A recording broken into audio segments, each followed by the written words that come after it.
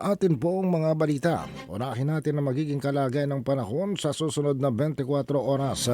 Sa pinakahuling weather bulletin nilabas ng Pag-asa, Philippine Atmospheric, Geophysical and Astronomical Services Administration, sinabi nito na tatlong weather system ang patuloy na nakakaapekto sa malaking bahagi ng bansa sa buong linggong ito. Ito ang nagdadala ng kaulapan ng kalangitan, kalat-kalat na pag-ulan at posibleng mga pagbaha o pagguho ng lupa sa ilang mga lugar.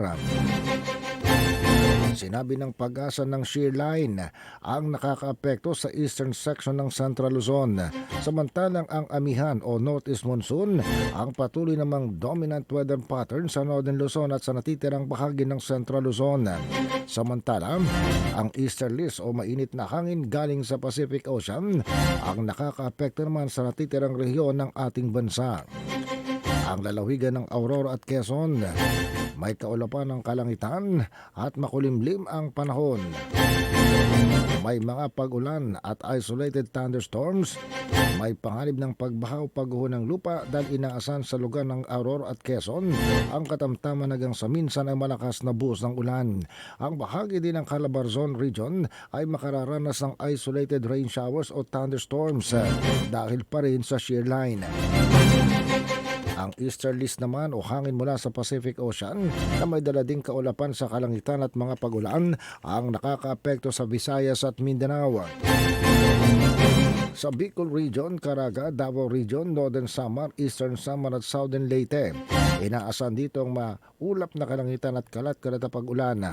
Paalala ng Pag-asa sa mga lugar na ito, posible ang pagbaha at pagguho ng lupa lalo na sa panahon na malakas ang buhos ng ulan.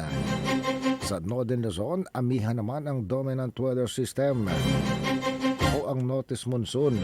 Ito ang nagdadala ng pag-ulan sa Cagayan, Isabela, Quirino, Nueva Vizcaya, Apayao, Kalinga, Mountain Province at Ifugao. Katamtaman hanggang sa minsan ay malakas ang magiging pagbuhos ng ulan. Samantala ang Metro Manila at ang Ilocos Region at ang natitirang bahagi ng Cordillera Administrative Region, ganon din ang Cagayan Valley at ilan pang lugar ng Central Luzon, bahagyang pag-uulap ng kalangitan at itinutuloy ng Pag-asang wala itong significant weather impact.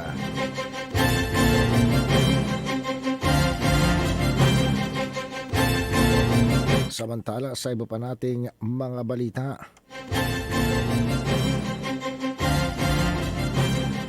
nagpahayag naman ng pagkabahala ang mga opisyales ng Pilipinas